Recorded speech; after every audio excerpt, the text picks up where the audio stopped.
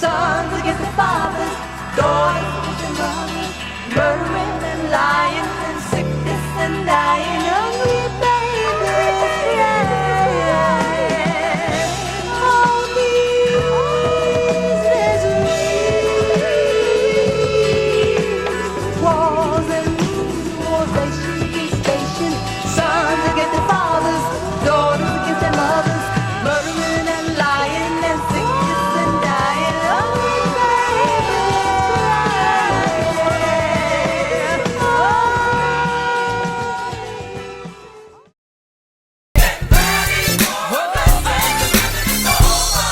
It's over. Oh, yes, it is. You better get ready, yeah.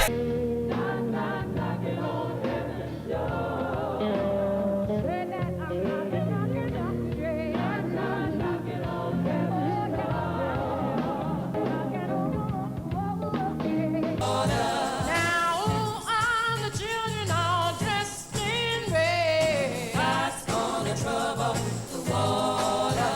And who are the children all dressed in white? God's gonna trouble the water. Rain, God, what a day, God, rain, God, what a night, God, good night, God, good night, God, good night, God, good night, God, good night, God, good night, oh, my Lord, didn't it rain?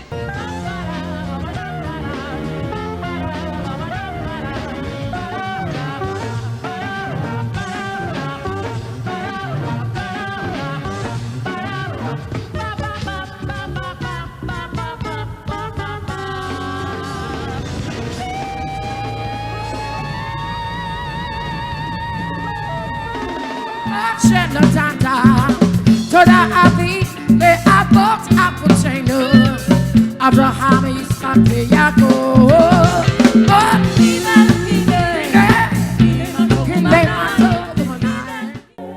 Mixed with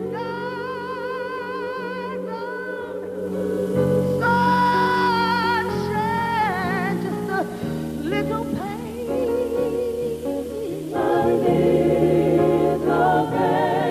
Makes you appreciate all those good times.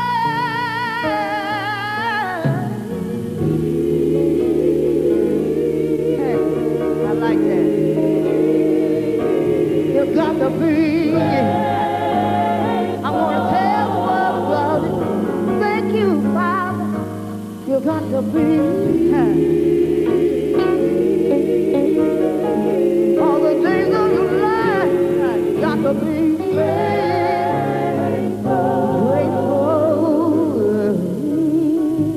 How did God desire to feel? He's gonna feel your longing.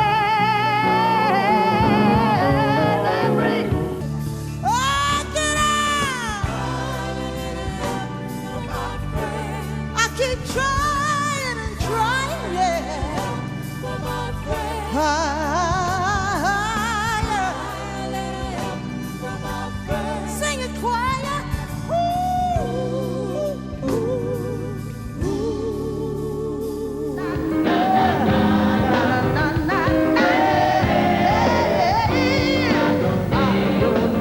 Sing it again.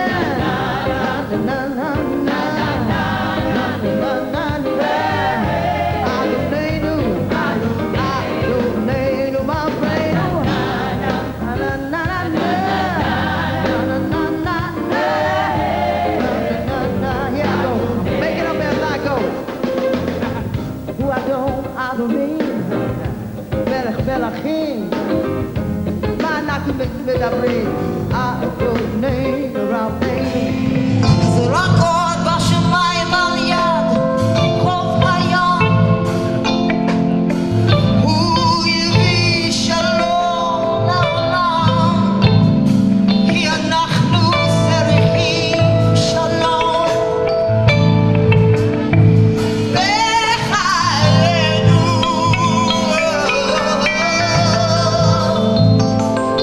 אלוהינו הוא שומר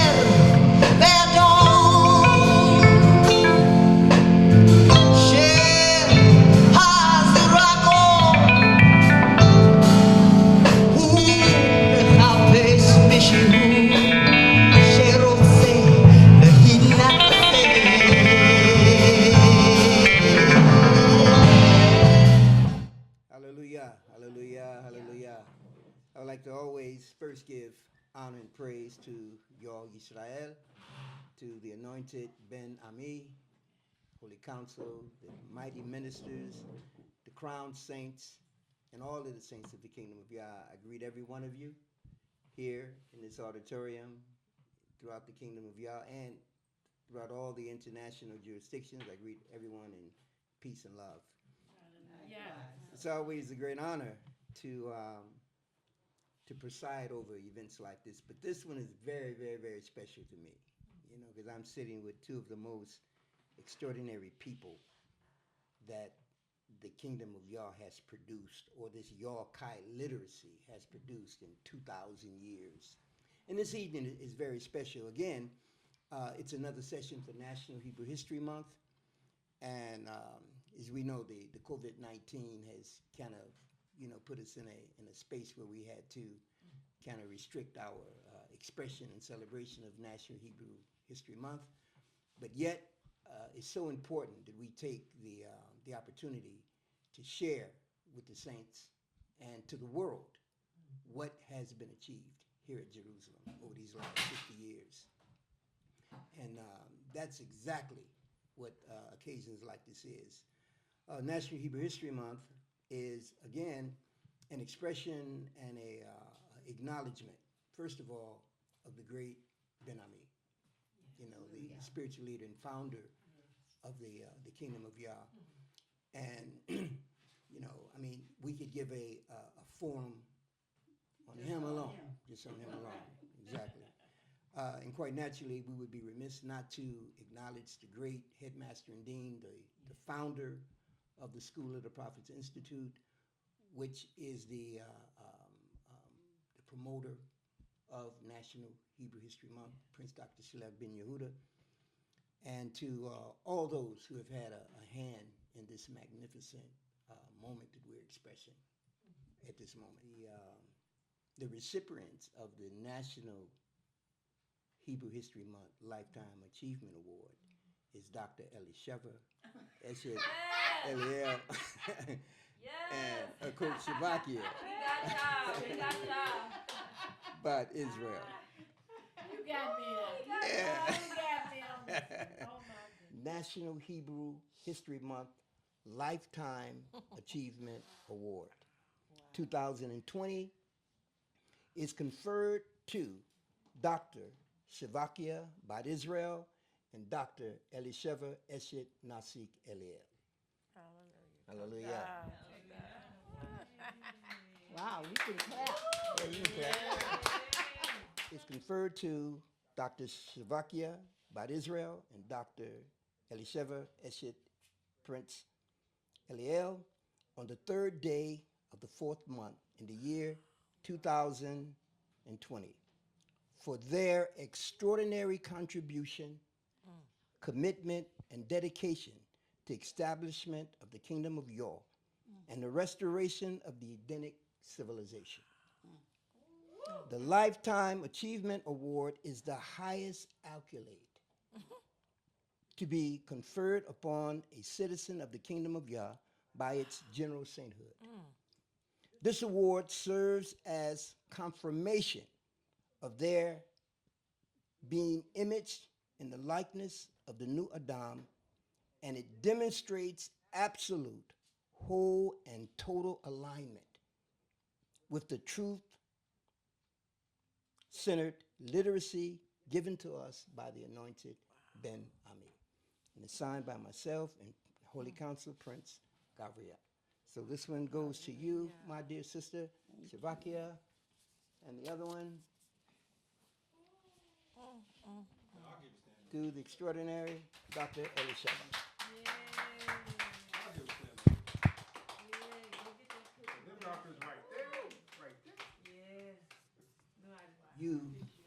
History is going to record your lives. See, one of the things that I'm always saying in the season is that we have achieved what the prophets only spoke of that would come in that time, or they would say, and it shall come to pass.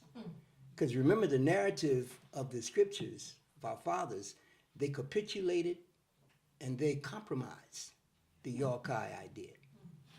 But they said, or they forecast that we would go into a captivity, but then in that day, it shall come to pass when there would be a people that would hear this truth, and they would take it to its rightful and its phenomena, ideal and element.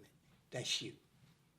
You know. See, we extol Ben Ami, but remember, every time Ben Ami would come before us, he would talk about the great extraordinary people. Okay. You know, and that's you. And so what I want to do, I want to read just a little bit of your history that helped us make the decision as to who the recipients of the Lifetime Achievement Award would be for 2020. It says, Dr. Eleshevah and Dr. Shavakeyah share a common profile as senior professional divine performing artists. Both were part of the Aliyah faith. Their contributions and entertainment skills and their entertainment careers have helped our community become household names throughout the greater Israel community. Absolutely. Their work and music helped us to bridge over cultural and ethnic differences, which caused major challenges for us in the previous years. Is that true? That's true. That's true.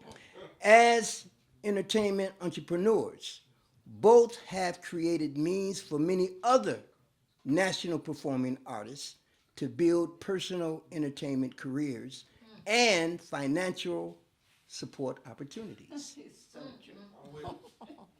They also help fashion many of the extraordinary second and third generation youth whom have outstanding professional careers in Israel. Some have made it to the top musical stages in Israel and Europe. For example, Gabriel ben Nasi Gabriel. Yes. He was your student. Yes, that's right. You trained him. You all was his inspiration. Avishikar, my son. Oh, it was called Yeah, Bravo. Bravo. There you go. It was one of the. It was before The Voice. Right. And, It was the first big entertainment competition but you was in you was his Israel, teacher. and I was his teacher. Exactly. Then there's Kithria, Eitan. Yes, right. You know, they were inspired by you all. And these are some of the phenomenal entertainers Yeah, okay. in Israel Okay. under you all's tutelage. It says, as public relation representatives, or I would even say as ambassadors, without any doubt, together, you have represented the kingdom of Yah at more high-profile events than anyone else, meeting heads of state, government ministers, and ambassadors.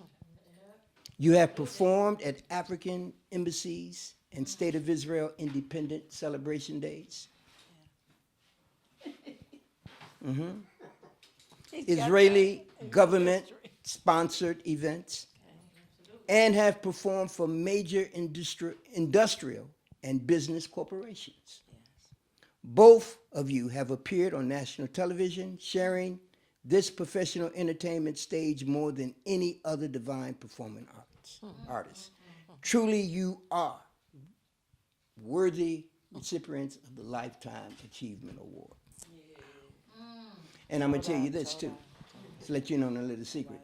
You know, we share this with the Holy Council just to get their mushar. And they called it a slam dunk selection. They called it a slam dunk. That's right. Because your work is known. And so what we want to do, we want to talk a little bit about who you are so that our audience can know. One of the things that both of you share, and that's from Detroit. I'm also from Detroit. Right. So I kind of know a little bit about that entertainment thing. But both of you had an encounter with Motown Yeah. Right. in its beginning. Right. Talking about when it was on off 12th Street and Yeah. Boulevard, Grand Boulevard. Boulevard. Grand Yeah, Boulevard. both of you. So, Dr. Eleshevah, just in a few words, tell us about your brief engagement with Motown, and then you'll follow. Okay. Dr. Shavakeyah. All praises to Yah. This is a great honor. I'm still trying to, digest and ingest what just took place because I started out in Detroit. I lived around a lot of the entertainers, Temptations, and a lot of the musicians and those that sung in Motown. And I began to write songs. Okay. And my best girlfriend, her cousin was Diana Ross's road manager. And he was, and had a little get together for different ones. And Stevie was there and different ones. Stevie Wonder. And Stevie Wonder was there. And we got to meet him, and I got to introduce myself, and I told him I played and sung a little bit, and I wasn't a singer then. I just tried to write music. I was just trying to write music, and he had asked me to help him write a song, which we never got through with this song, Shooby Dooby Dooby Doo Dande. I was trying to write the words for it, but I never could put the words that he needed.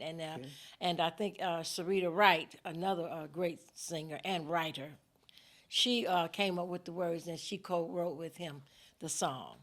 And I was blessed to be with him. And then my sister, she sung with the Marvelettes. And one of the artists, I won't mention her name, but she used to have a drug problem. And a lot of times she couldn't really function. So they said, well, we need somebody that can sing. And so my sister said, well, she can sing. And I was like, I can. So anyway, they had me to be as a retainer. So I got to travel with them and be there in case someone else couldn't sing. I was their substitute. So that's how my basic encounter was. And when I actually stopped performing and doing anything with Motown, because it kind of broke my heart. And I go, being a writer, you write songs hoping someone will sing your song and produce it and record it and become a hit, you know. Sure. And when I was talking to, his name was Johnson, Mr. Johnson, and I was asking him about why can't when is my music gonna be heard and everything?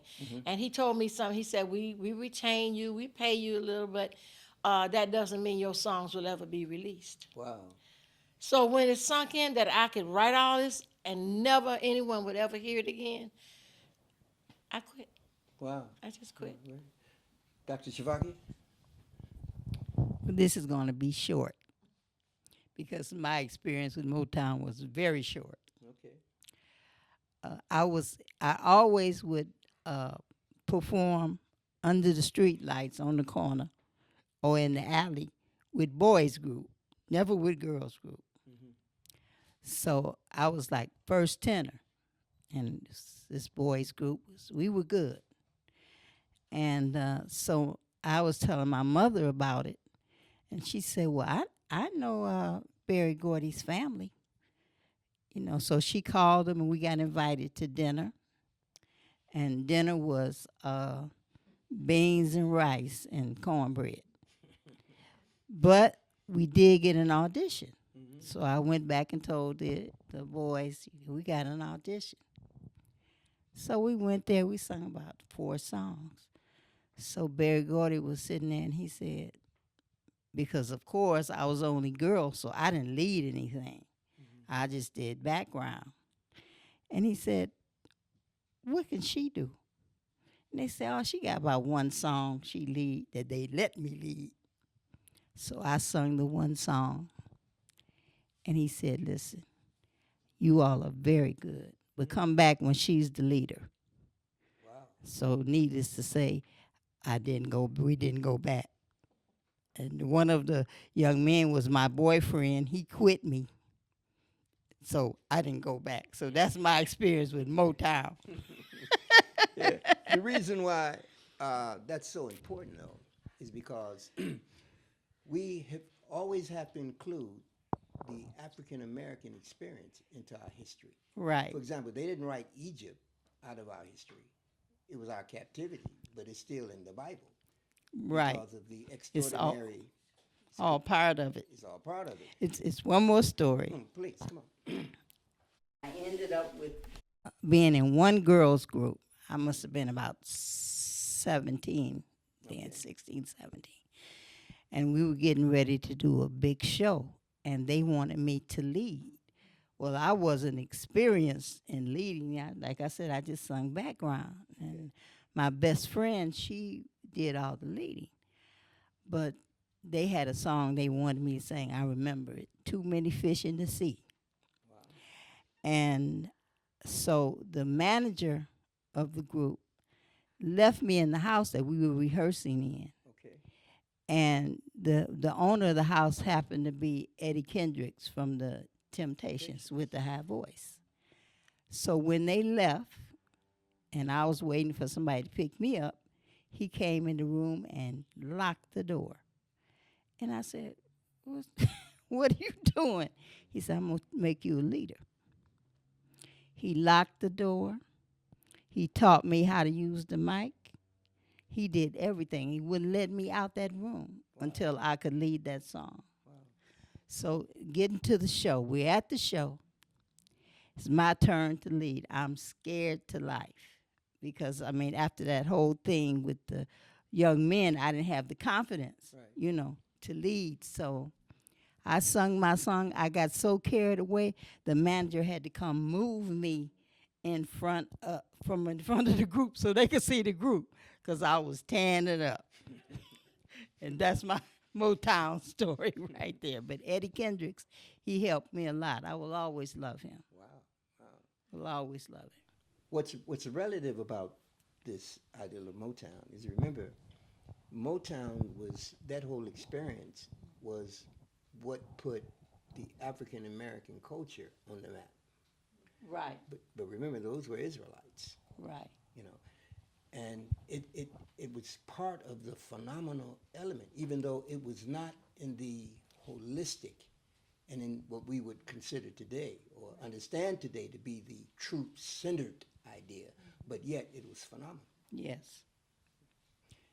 And as we began to make our exodus out of America into the promised land, remember, we had to bring the treasures with us. Certain things we had to bring. And it was that performing art experience that you all delivered here for us. Just no different than with what we may call the theological realm or the spirituality, how Prince Dr.Shavakeyah brought that connection from the black church of America. When you look at all of our greatness in America, there was an element that transported that greatness into this new experience and then regenerated it to fit. And remember, we were called at one time the Motown of the Middle East. Yeah, if I have articles in the newspaper years ago, Right. and they coined the phrase as Motown in the desert. Motown in the desert. There you go. But that's huge. Yeah. That's huge because that's all a part of us making our mark, our In this land. contribution in this land. The Aliyah faith, you all were intricately a part of that. What was your experience, Dr. Eleshevah, in terms of making that transition from the singer, the young daughter that was looking to be a great entertainer, and this and this and that, to coming into the ideal of the kingdom of God as a Hebrew Israelite? Yeah. What was that experience for you that caused you to make that transition? Okay, well, first of all, my Lord Nasik Eliel, that he met the brothers, and he had never come home to read a Bible or go to church or anything, but he came home one day and said, well, I need the Bible. I said, Bible? What you need the Bible for? He said, I just left a meeting, and they was telling me some things about the Genesis. Give me your Bible. So after that, myself and our coach Sylvia, woman of Valor, Sylvia, we were close, and she started telling me her husband had also said he was reading the Bible and studying, and we were like, well, whatever meeting they going to, we need to go. But when I got into we was coming into the kingdom, I had stopped singing. I was just taking care of my two children, and I hadn't planned on. I didn't come here to be an entertainer. And but I came, and the amazing. reason I came here was because of my daughter Etna, who is be 50 years next year. Okay. Her birthday was just a couple of weeks back, and she was having epileptic fits, seizures, Wow. Okay. 2 or 3 a day. And the doctor was saying she wouldn't live to be 5 years old. And when we met the brothers, we told them about my daughter, and they said, well, she needs to go home right away. And so, like, 3 months later, we were on our way on my birthday to Israel. And on the plane, I thought they were going to put us off the plane because she had a seizure. Then we didn't take her medicine or anything. We just got on, it was coming. And at that time, I had nothing about singing was on my mind. I just Wow. love music. You mean you came to Israel not even To be an entertainer, Amazing. I had quit being an entertainer. amazing? And I didn't think anybody knew I could sing or play or anything. Wow. But one day, one of the brothers said, Eleshevah, play on the piano. We gonna have we celebrating your party. They really, Shavakeyah can tell you about that. But when I got to Israel and got here into Dimona, the father sent for me one day and said, I need you to be in a rehearsal down in the meat lock, in the basement, Abu Gadol. And I was like, for what? You know? So anyway, Dr.Shavakeyah came to the house to get me, and I went and ran and hid in the bathroom. The father said for you to be downstairs. We're waiting on you, so we need you to come on down. So I went on down, and I met the Spirit of Israel. And it was an honor because I had got to see them sing on stage at the Culture Center, at the Matnas, we call it here. And I enjoyed the singing, but I never saw me in the group. So when he came and got me, and I went down, and they got to singing and everything, and I just really fell in love with them. And I said, well, okay, I'll go back singing. And Abba knew, the father knew, Benjamin knew that I could play, which I was like, how did he even know I could play keyboard?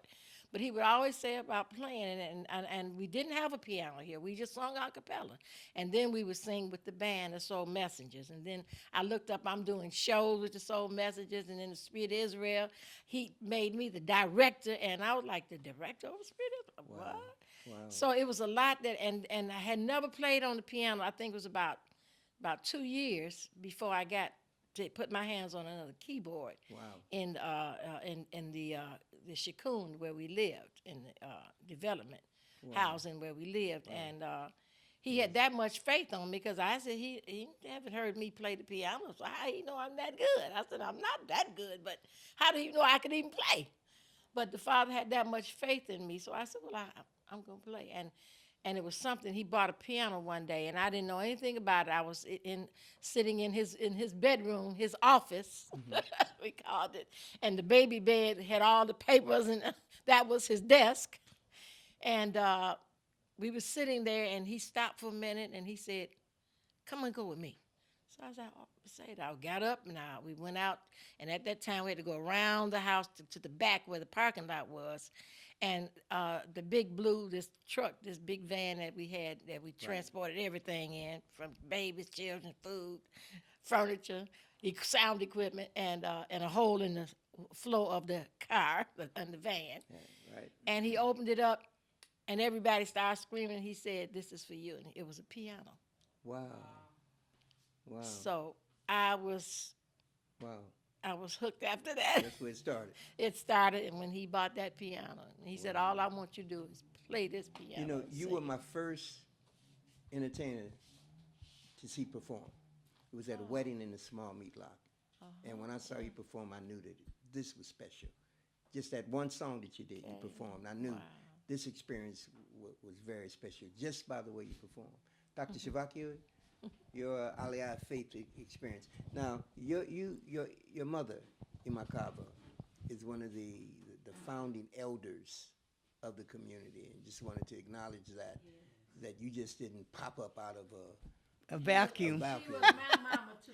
It's her mama too. Yeah, but Imakava is one of the pillars that helped build this great structure and foundation. So, what was your Aliyah faith experience?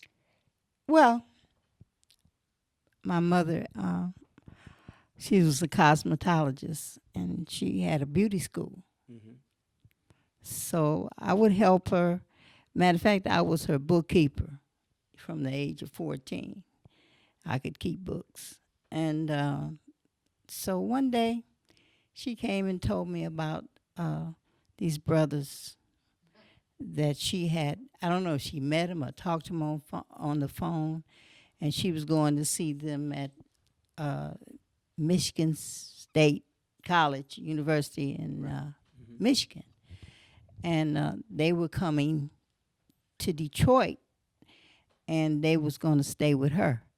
And I said, but she didn't tell me they was brothers. She said men, and they were from Israel. So I automatically assumed they were Jewish. You know, never once did she say they were, and that was unusual for her because she was in Black Power stuff all the time, and I always went with her. So I said, no, they're going to stay at my house with me. Okay. Because my father would. So she said, okay. So we went to pick them up at the airport.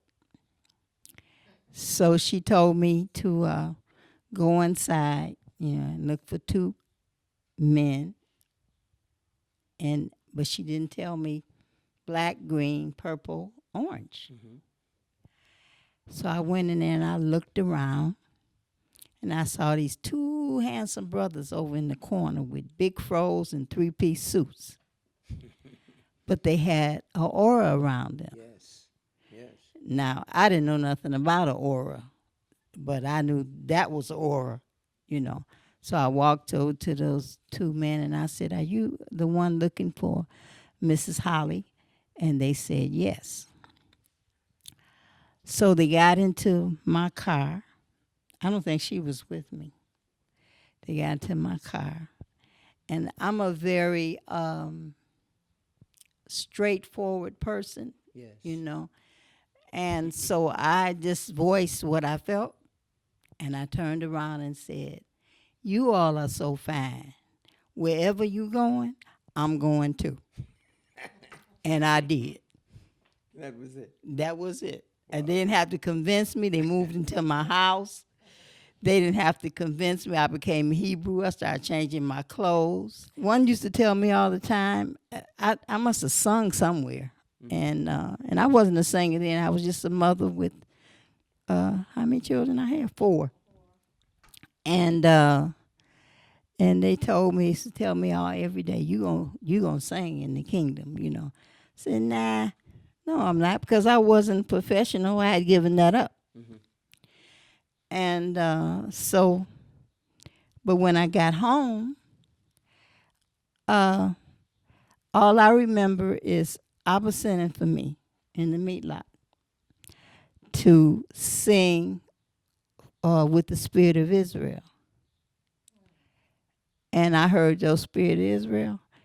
I said, I ain't hardly singing with them. They were awesome. This before Eleshevah got in there. They were awesome, especially gospel. I didn't have no experience with that, But he told me that I was going to be Aretha Franklin of Israel. Wow. So I didn't get to be Aretha Franklin, but I was Shavakeyah. Yeah. We're going to talk a little bit about that Okay. as we go on. But yeah. And that's basically I really came here to serve the true and living Yah. That's why I came here.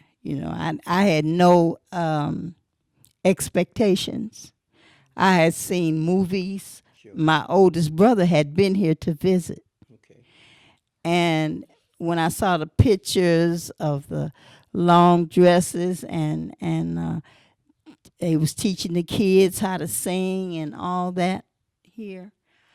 And I wanted to be a part of that, so I brought combat boots and tents. Right, because that's what we thought we were coming to, but we came to apartments. Right. And so the thing that I love the most is that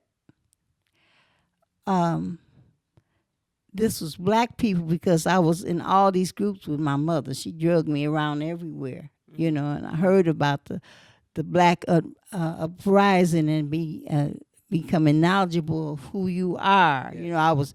My kids would hear me sing, and I would sing a Mary McKeever song all the time, and they said, "Emma, you African?" Yep. I sang. That's the only songs I sung to them. And funny, when they came here, they started singing them too with the choir. We had got a choir with another sister, Atara Maranina. And but I really came here for the glorification of Yah and his people. And that I have not changed. Wonderful, wonderful. Listen, let's talk a little bit about your careers as Divine Performing Arts. Dr. Eleshevah, you mentioned about the Spirit of Israel. And Dr. Shavakeyah, you were the co-founder of the Angelettes. Now, both of those groups were foundational for Divine Performing Arts, the ministry. I know because I was there with the Sons of the Kingdom. But we were not as foundational as you were. As a matter of fact. Yes. But really, we were building on what you all had already established. I mean, the Sons came a little later. But the point is the entertainment at that season, those were the scholars. Right. There was no scholarship body. Right. There was no priesthood. No. There were no. I mean, Abu Ghador was teaching. The Nisi King, did their classes. Right. But the main avenue that was proliferating and projecting the y'all literacy, this y'all Kai idea, were the performing artists. Right. Okay. And the Spirit of Israel and the Angelettes were at the top of the list. So tell us a little bit about the Spirit of Israel and in your experience with it. You may not consider yourself the leader of the group, but you were. If anyone would ask, who's the leader of the Spirit of Israel, they would say, Code Eleshevah. But I think I got that by default, but but that's the way we saw it. okay. And it wasn't just because you did a lot of the leading and the writing and the organization, but it was the spirit that you projected, in that institution. Spirit of Israel was an institution, and we saw you as the leader. So, what was with that, the Spirit of Israel? Okay. Well, when I got in, I did a lot of arranging of the music, and of course playing it, and also helping teach the harmonies that were needed. But we functioned as a group. It wasn't no I'm this and you that, or I had to follow you and you don't follow me, or I had to be the leader. We just worked together as sisters, and we each basically we put our hand in as made one hand. Right. And that's how it became. Wasn't any, I'm the boss, I'm the leader, I got more. We never had that spirit. We never were in a competition with one another. Great. Even with the other groups that were coming up after the Spirit of Israel, we never felt as competitors on. We held our own. And each of the other groups, we saw them doing the same, because it wasn't about who could be the best and I'm who could out-sing this one. We all had our hands in that one hand, and that's how we worked together. It wasn't me the leader, and something that I learned from Dr.Shavakeyah, bless his heart, was because he was not, he would be the chauffeur, he would be the of course the prince. He would also be the one to go out and get the food, because, at that time we didn't have no restaurants, and we would take a little lunch and everything, but basically he would bring the dates and what was it, cashews most of the time. He would bring those cucumbers. Well, I didn't get the cucumbers, but we had the opportunity to travel, we would have dates and nuts. And he went and bought this gravy bag one time, and the rest of me and Auntie Robert Shine and Ivy Shog and all us and Auntie Rock Viva, we be in the van and in the car, whatever, and he would bring the nuts to us, and we ate all of his nuts, you know, and he would say, "You ate all the nuts?" We say, "Yes," and he said, "You didn't eat none for me?" And I was so embarrassed. I was sitting back, no. So he said, well, I guess I better go buy some more. And that's how he, but he did everything. Yeah. If we had to lift equipment, he was going to lift it. If being in rehearsals, he was in rehearsals. I've had the opportunity to even tell him what I wanted him to do on stage. So it was just the humility that I learned. Is being a follower, as they say, can help you be a great leader. Yeah. And I've carried that from that day until today, you know. Wonderful. The best leadership person is somebody that don't mind following and knows how to take instructions as well as give them. So I was just blessed to be in that. And the Spirit of Israel, like I said, we sung songs that we take and change words and everything, you know, to fit our understanding and our newfound knowledge of who Yeshua was and how to even understand the Bible. And we took those songs that we sung back in the woods in the church, and we brought them with us here, and we sung them, and we changed them around and put the words that fitted us as a people. You carried and it. That's what we did. You carried it. The Shabbat service was a major institution in those times. Oh, yes, it was. Yes, I mean, it was. that's where everyone went. You did not miss. That was called the refueling station. Exactly. And especially when we knew that the Spirit of Israel, Mivatah Nishima, the sons of the kingdom, the angelettes, when we knew the groups were going to be there, it was packed. And I remember this is in the larger meatlock when we moved to that larger area. Right. And you all performed, and I don't remember exactly what song it was, but you all got into one of those, what you call it, when you just keep going on with it was a groove. It was more than a groove. It was like almost, you could say, a trance kind of thing. And the people broke out in tongues. And that happened all the time. They were carrying people out. And y'all must have sung the same line. It was just like one line for maybe like half an hour. And you were on the top of the lead. But the Angelettes, Dr. Shavakeyah, you all had a different genre. You all were mixed between maybe jazz. We didn't have no genre. What did you call it? We had how we started was in Beit Sefer. Okay. Sapor, Atara Sipor, she was the music teacher. How did y'all get together? In Detroit, because she's from Detroit too. Y'all sung together? No. Okay. I heard her standing behind a fish tank. I heard her singing. Mm-hmm. And I said, you're going to sing with me, not with me, you're going to sing when we get to Israel, because you can sing, And that was it. So we came, and she had already came here to visit and came back to Detroit. Yeah, her and Eliel was our scout. From here, we said Eliel and Atara Sipor is going to go. Right. Whatever they say is going on over there. Mm-hmm. Make our decision to come. Wow. So and Ima Carver had talked to her son Eliel, and he told her, "I ain't coming back." And so, and he didn't. We said, "Well, if it's like that, we started getting those tickets." But anyway, so I heard that she could sing. Mm-hmm. I could hear it.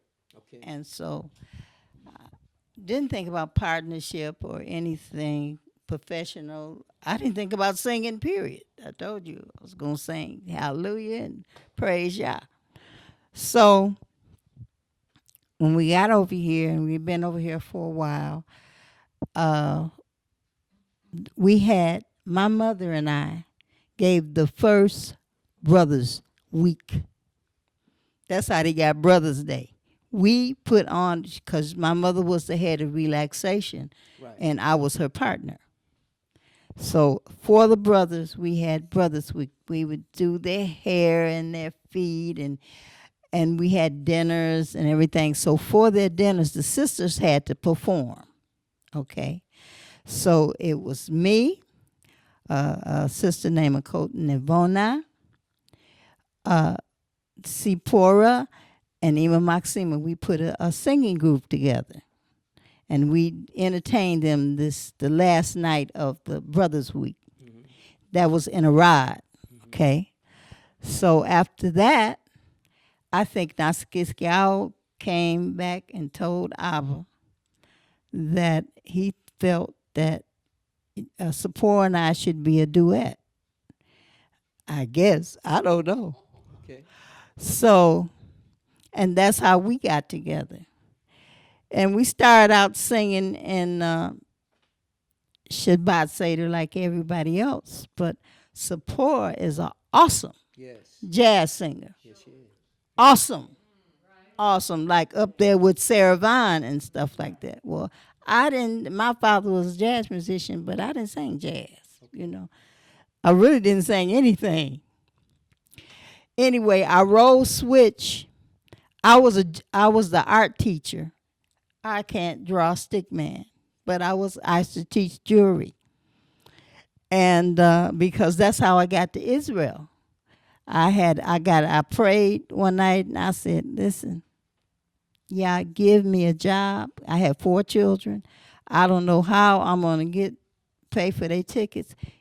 I need a job to buy their tickets. And the next day, my mother called me and said, guess what? You got a job. I said, because it was the riots in Detroit, so then they were helping black people. You know, so I got a job being an art teacher. I can't even write. But I could read. So I put the paper on the floor and read. And we had these little, they used to call them stovepipe cleaners and putting beads on it.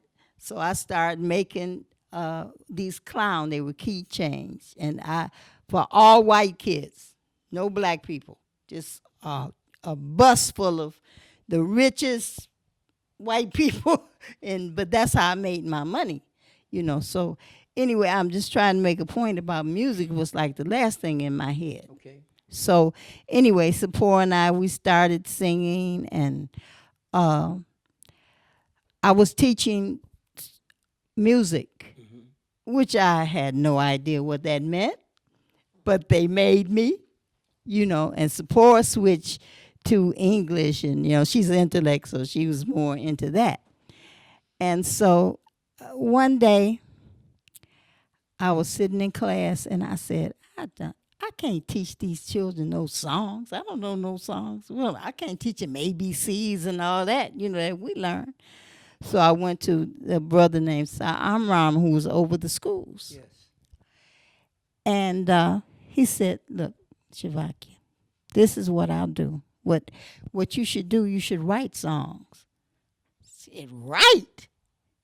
I can't write any songs. And he said, you can write a song. And I never thought of that. So I started doing it. And the song you wrote, what was the first one you wrote? Shalom Moranigina Mashalom Mek. Haboker told me old, and then I would say, Hallelujah, Talmidim, Toda Rabba, Ooh, Mashalom Kim, and they would say, told me old.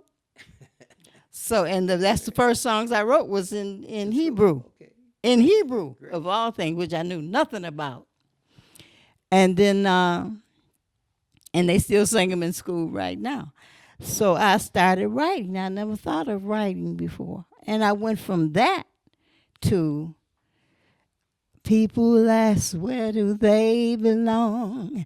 Every man has to find a place of his own.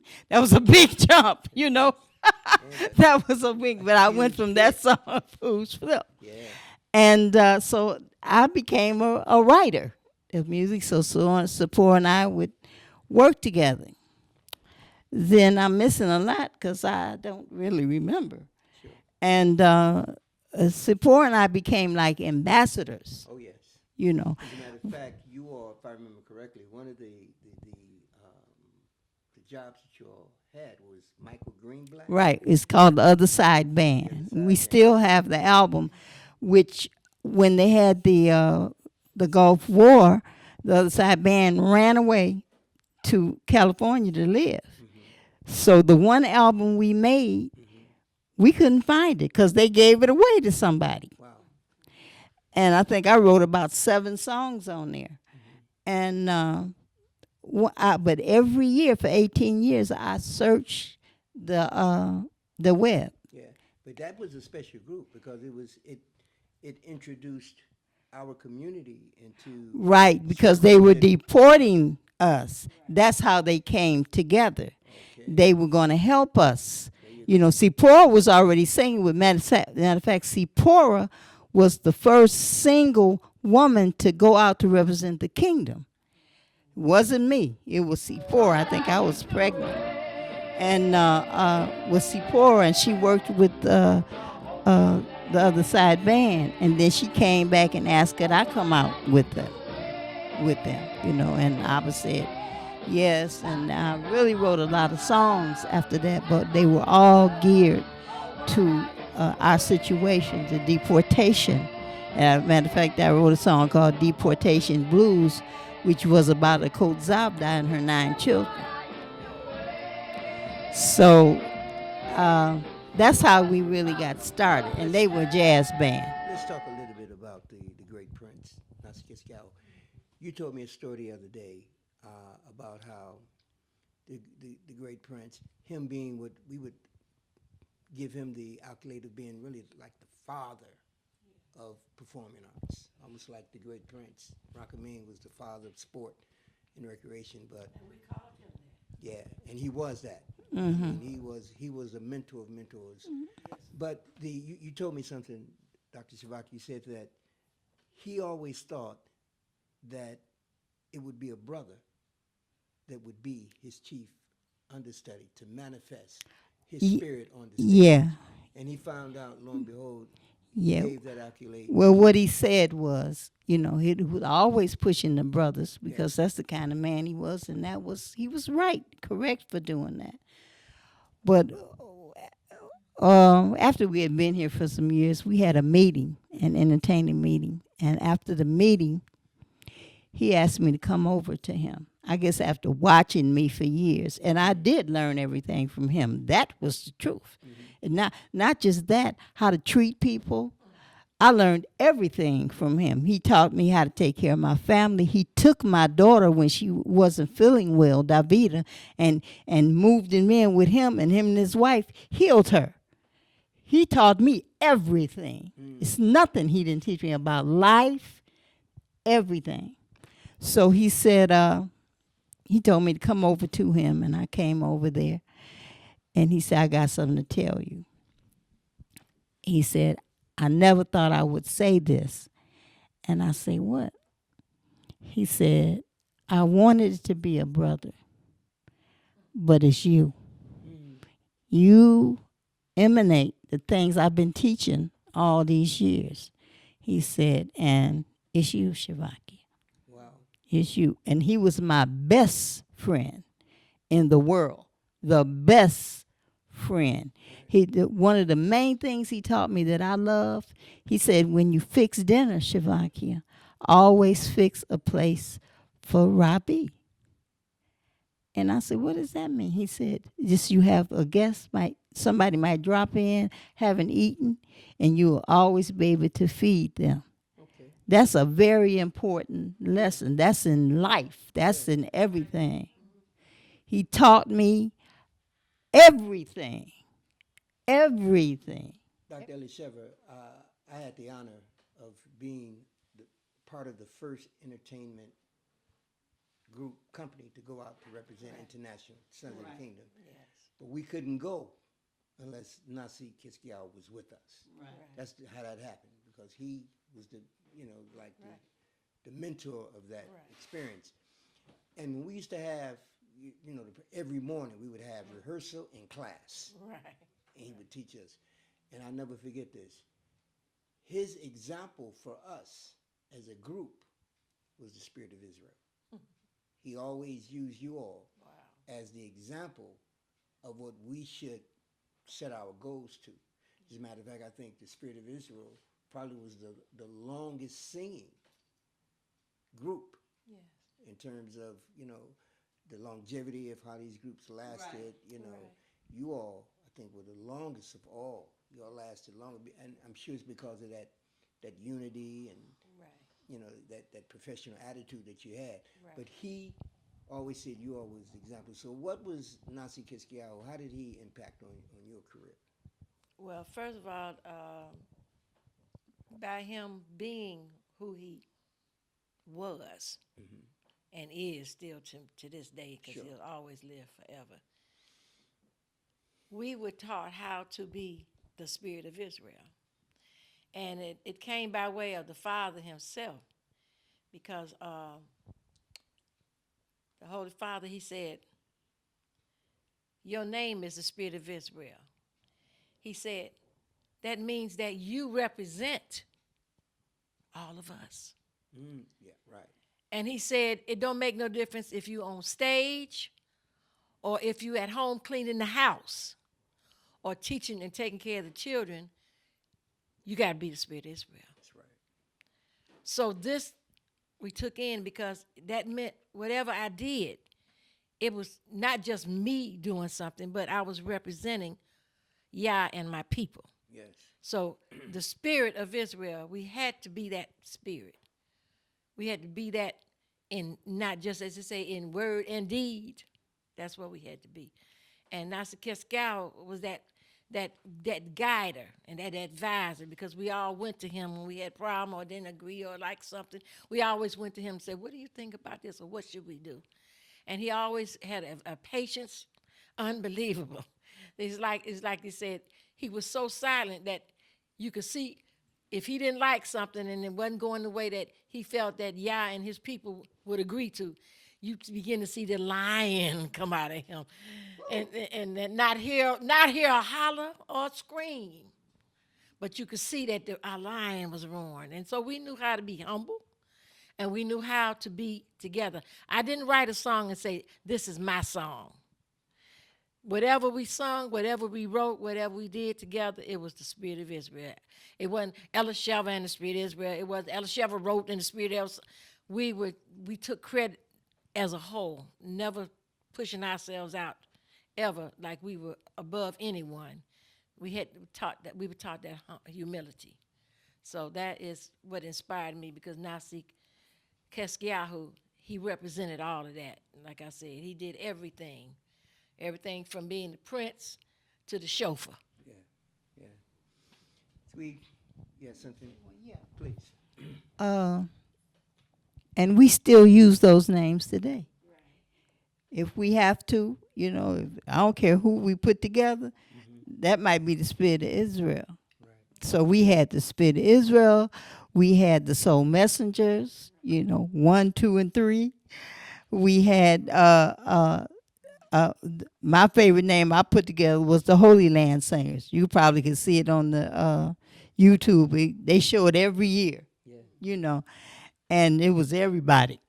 It was everybody, because we were pushing those names. It's like Iman said, a spirit that was given, and the soul messengers and the spirit of Israel and the angelettes was it.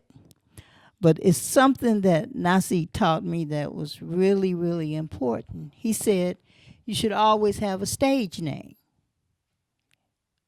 Always have, which defines who you are. So he gave us Sephora and I the angelettes. But later on, I gave my own self one, and he agreed. And so Sephora had me name her. And I was the high priest. I am the high priestess of soul. Anything relating to the Kohanim. I love the Kohanim. Yes. And she is the high priestess of sound, because she has great ears, And he taught us to have that pride about who we are, and keep pushing those names out there. Keep pushing the name. You don't need to create new names, but that's who you are. And people know you until our names became. You say Eleshevah and Shavakeyah. Sometimes they call me Eleshevah and her Shavakeyah. You know, they get it mixed up, but we don't. It's still related. You know, it's still related. And but Nas Kiskiao, he was. I mean, he was more than an entertainer. I mean, he brought this whole thing we call the Kingdom of Yah to fruition. He made it happen. He was big time. Big, he did. He laid everything on the line. Situation about that. When we started working with your son Avishai and Yokai, Right. Sar Adib's son, Yeah. we did the show Bravo, Bravo. Exactly. and the children really won. They won the contest, but because of the bureaucracy, they would not let the boys. They would not let them be the winners. They had to come in second place, and they took that right. They said we can't let them be that. And when they got ready to do the show and we went on to sing, they said, and now we have the Kushim Ivrim from Dimona, which is, a derogatory, like calling us a black something, N-word, whatever. And I thought about my teachings from Nasi Shalig and Abba. And I went and pulled Avishai. I said, Avishai, because my Hebrew wasn't that good at the time. I said, I need you to translate something. I'm not about to go back to Dimona, and he done called us out of our name. So I said, tell the producer that if they don't change what they just said or called us, they can erase the whole, Go on, sis. what we did, erase it off the show. We don't want to be on this contest. Wow. That is not our name. And they was, so the producer came and the cameraman came and a couple of other people, I guess the big wigs as you want to call them, and they were like, what's the problem? We told them, you don't call us that. Wow. That's not who we are. So they asked, so what do you want to be called? We said we want to be called Yisraelim Ivriim Medimona. Other than that, do not show that. We do not agree for you to show that. Wow. So they went fishing. So we were sitting at home, and sure enough, they called us by our name. But had to stop at some point because he told us, he said, your name has power. Right. Don't let nobody call you out your name. Right.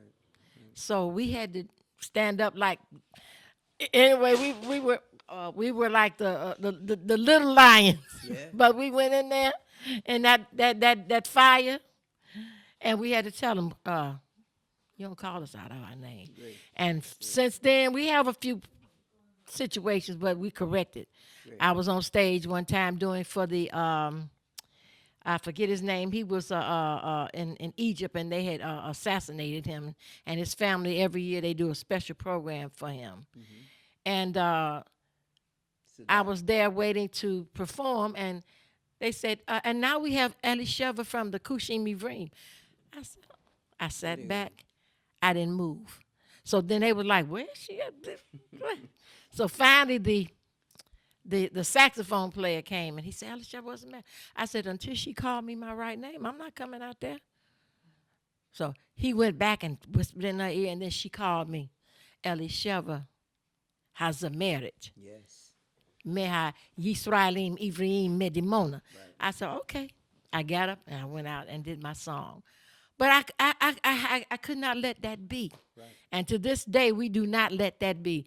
Right. If Dr. Shavakeyah hear it, if you hear it, if I hear it, you know what we going to do. Oh, Slicker, correction. Correction.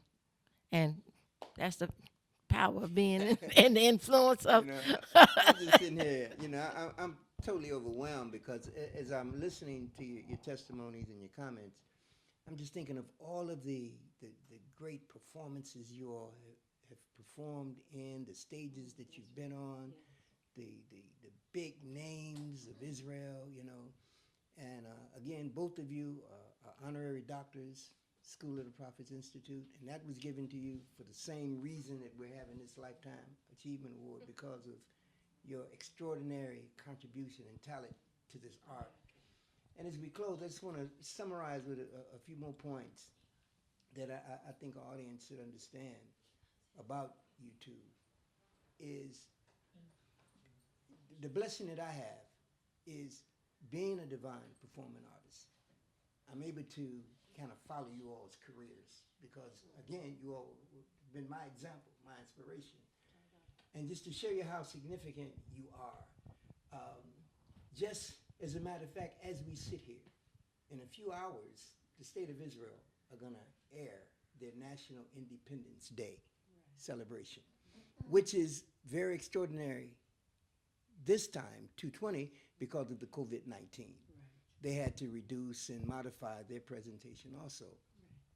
But what they did to help inspire a degree of unity and solidarity in the country, they're producers of this Independence Day production. They wanted to bring a member of each ethnic community from all across Israel to sing a song in solidarity, you know, to help, you know, inspire the people in this challenging time that they're in. And they called us to be there. And they called for Dr.Shavakeyah to be there. And in her humility, and she said, well, maybe y'all might want one of the young people to come. And, you know, and said, no, we want you. But listen to me. See,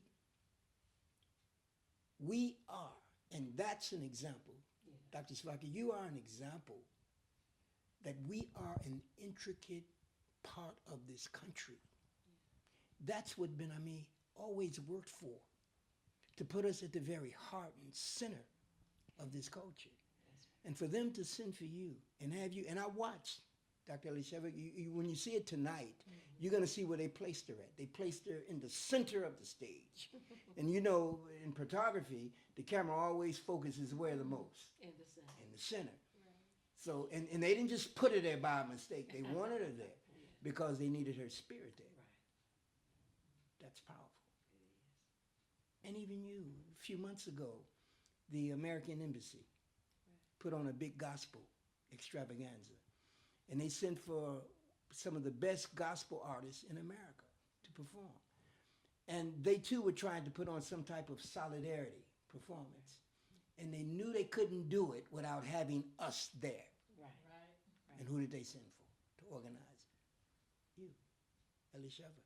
And I watched how they treated you. I watched the people come and say, where's Eli? The people who were just there to see the show. Everybody was looking for Eleshevah and Shavakeyah. Eleshevah. That's all you heard all that night.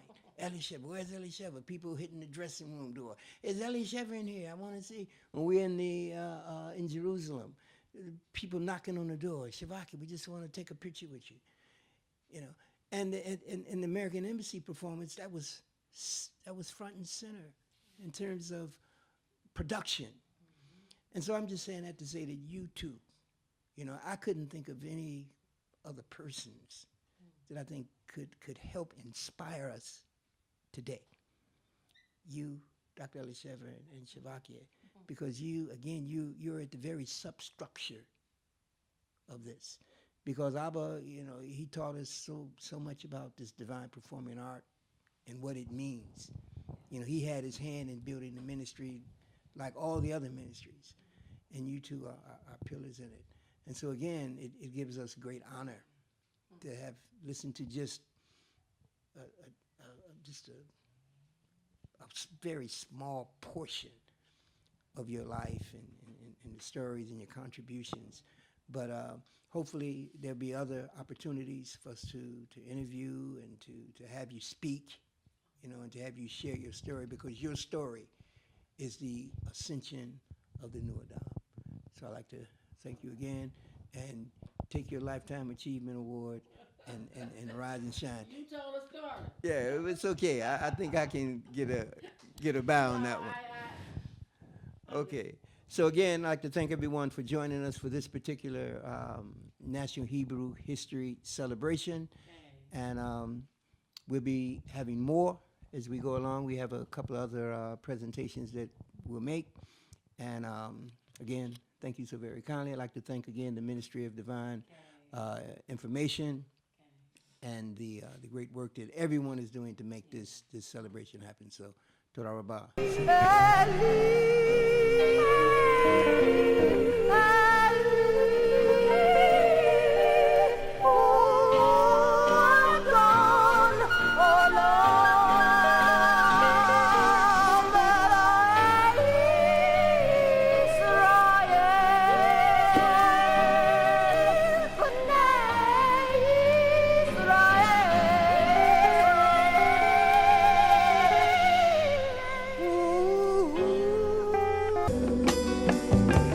The most beautiful thing in the world to have a God unto one so near. If that's not enough, He'll do anything for us, just as long as we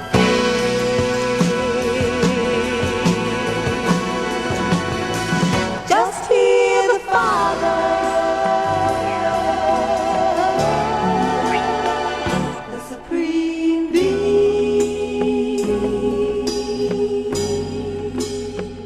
Babylon has fallen, Babylon has fallen, Babylon has fallen to the ground, to the ground.